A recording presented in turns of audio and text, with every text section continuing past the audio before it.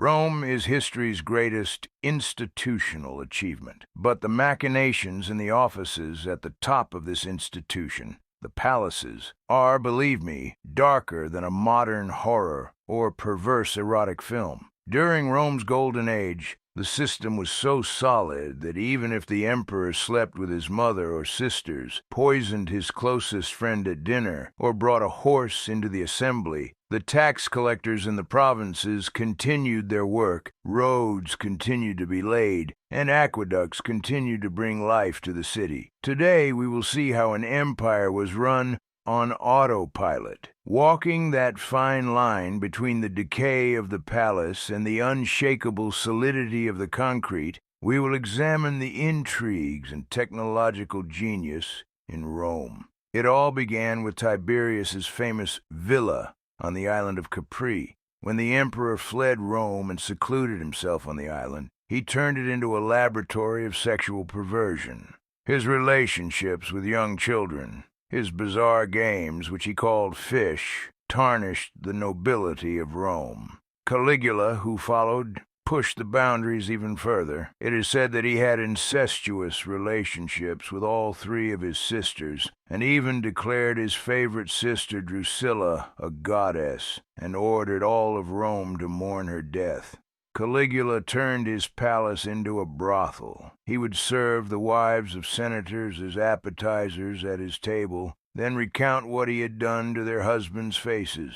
And Nero. His story is a complete Greek tragedy. Nero built the Domus Aurea on the ashes of a burning Rome, a 300-acre artificial paradise. Inside, there were rotating ceilings that showered them with flower petals and perfumes while they dined. This was a schizophrenic manifestation of absolute power. However, this luxury, built while the people were starving, brought about Nero's downfall. When he committed suicide, he left behind such a powerful infrastructure that his successors made this luxury available to the public. The Colosseum was built over Nero's private pond. His mother, Agrippina, poisoned his father to put him on the throne. When Nero seized power, he tried to kill his mother to free himself from her control. First, he had a ship built that was designed to sink. His mother escaped by swimming to shore. Finally, he sent his soldiers to dismember her in her bed. It is said that he kicked his wife Poppaea to death while she was pregnant. But the strangest thing is that he had a slave named Sporus, whom he thought resembled his dead wife, castrated and married him in a magnificent wedding. Now let's ask the real question. How did Rome not fall apart in the hands of such depraved and unstable men? The answer: professional bureaucracy and law. Scientific evidence. Box pillars of the system. 1. Praetorian Guard, a safety system that would kill the emperor and replace him if he went mad. 2. Freed slave class, educated former slaves who ran the real affairs of the state, treasury, correspondence, while the emperors pursued their pleasures. 3. Logistics and taxation. Governors in the provinces continued to enforce Roman law, regardless of the madness in Rome. Roman engineering is not just concrete. Ottoman engineering is not just concrete. It is also an art of urban planning. The forum is not just a marketplace for a city, but its database. Every forum has a tabularium, archive building. Temples are not only for the gods, but also for storing treasure. Aqueducts carried water for miles with a slope of only a few centimeters every 100 meters. Roman law held society together with the same precision. The madness of an emperor was only a tumor in the heart of Rome, but the arms and legs, provinces, were still healthy. Rome is not chaos, it is an algorithm. While barbarian villages were half the city is the forum. But what truly of the city is the forum? But what truly made Rome Rome was the miracle beneath the ground, the Cloaca Maxima, the world's first massive sewage system.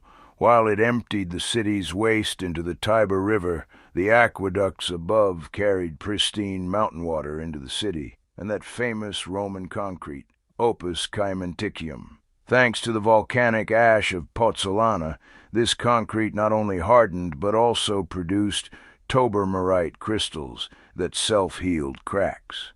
The Pantheon's enormous 43-meter dome is, even today, the world's largest unreinforced concrete dome. Engineers created a hierarchy of weights by using lighter stones, pumice, towards the top to lighten the dome's weight. Rome excelled in engineering, but was helpless in medicine. The enormous roads and ports they built allowed not only trade, but also death to spread rapidly. The empire was poisoned by the network of connectivity it had built. The corruption in the palace could only be somewhat cleansed by someone like Marcus Aurelius with his Stoic philosophy. Unlike his predecessors, he saw power not as a means of pleasure, but as a burden. But even he could not close the system's greatest flaw: biological fragility. A century after Nero's madness, Rome reached the pinnacle of meritocracy, the era of the 5 good emperors. Marcus Aurelius, the last of this era, lived more like a hermit than an emperor. He fought the darkest enemy during Rome's most glorious era himself. In his Meditations notes, written in his tent and on the front lines, he said, "What is not good for the hive is not good for the bee." He saw the empire not as a possession, but as a duty. But fate had a surprise in store for him. In 165 AD, Rome's once magnificent trade routes had become a highway of death. The Antonine Plague, smallpox, had pierced the empire's veins. Thousands of deaths a day, a collapsing economy, and dwindling legions. When Marcus Aurelius died of the plague, he left behind not a philosopher, but a gladiator imitator, his son, Commodus. Rome's golden age taught us this: no matter how solid a system may be, the moral decay of those who govern it will one day crack even that solid concrete. When Marcus Aurelius died, his son Commodus, whom he succeeded, inherited not his father's philosophy, but Nero's madness. The concrete was still there, the water was still flowing, but the soul of Rome was now buried in an irreversible darkness. Next week, the golden age is over. We're going to where revolutions and money ended. Are you ready to witness the great chaos that emperors could only endure for a few weeks? The 3rd century crisis, military anarchy, and economic collapse. Do you think this collapse continues in general today? Or has it been buried in the dark corridors of history along with Rome? I await your comments. Please don't forget to like and subscribe to my channel. See you in the next episode.